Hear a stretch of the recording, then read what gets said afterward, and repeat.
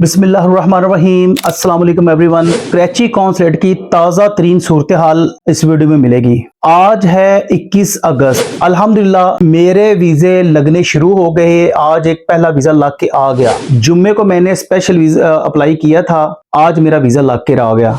मैंने तरीकाकार क्या इस्तेमाल किया वीज़ा लगने में ये आपको बताऊंगा, और कराची कौंसलेट की मौजूदा सूरत हाल बताऊंगा कि मामलात की संगीनी क्या हो चुकी है।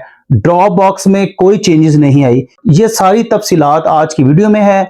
शॉर्ट सी वीडियो है, कोशिश कीजिए एंड तक देखिए ताकि आपको समझ आ जाए। मैं हूं हुरम रफी, आप देख रहे हैं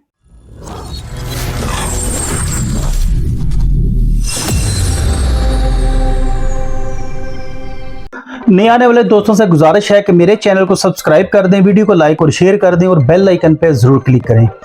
डियर फ्रेंड्स, कराची कौंसलेट की सूरत हाल आज की ताज़ा तरीन अपडेट जो है वो बताऊंगा मैं आपको कि आज की डेट में भी सऊदी कौंसलेट ने सिर्फ 20 पासपोर्ट ड्रॉप बॉक्स के जरिए जमा किए हैं, इससे ज्यादा नहीं कर रहे। लिहाजा पासपोर्ट का जो क्यू है वो ज्यादा लंबा से लंबा होता जा रहा है, परेशानी बढ़ती जा रही है। अल्हम्दुलिल्लाह मेरे वीज़े लगने शुरू हो गए। आज अभी थोड़ी देर पहले मेरा एक वीज़ा ऑनलाइन आ चुका है, ये स्क्रीन पे शो हो रहा है।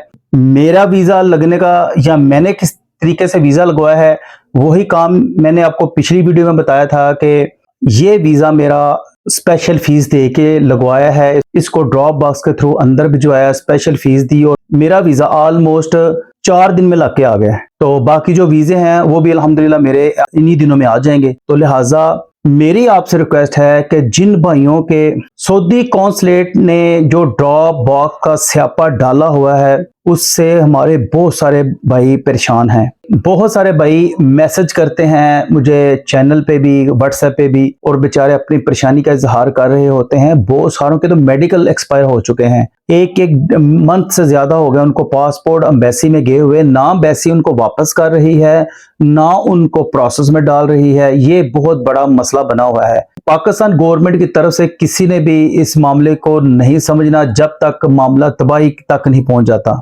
आज की डेट में भी 20 पासपोर्ट ही जमा हो सके और ये मामला दिन ब दिन संगीन तर होता जा रहा है। लिहाजा जिन भाइयों के पासपोर्ट एम्बेसी में जमा है वो अपने एजेंट से मिलें और उन मिलकर इस मामले को क्लियर करें, उनको एक्स्ट्रा फीस पे करके अपने वीजे क्लियर करवाएं ताकि आप जाकर अपना रोजगार कमा सकें। इधर ही एक दो मंथ बैठे रहेंगे, परेशान होते रहेंगे और अपने मेडिकल तक एक्सपायर करवा लेंगे। लिहाजा मेरी आपको यही एडवाइस है कि अपने ट्रैवल एजेंट से मुलाकात करें और एक्स्ट्रा फीस देके इन पासपोर्ट को क्लियर करवाएं और इस मुश्किल से अपनी जान छुड़ाएं। डियर फ्रेंड्स, ये थी अपडेटेड वीडियो आज की। मुझे उम्मीद है ये इन्फॉर्मेशन आपको पसंद आई होगी। मिलते हैं अगली वीडियो में, तब तक के लिए अपना ख्याल रखिए, दुआओं में याद रखिए, 5 वक्त की नमाज पढ़िए।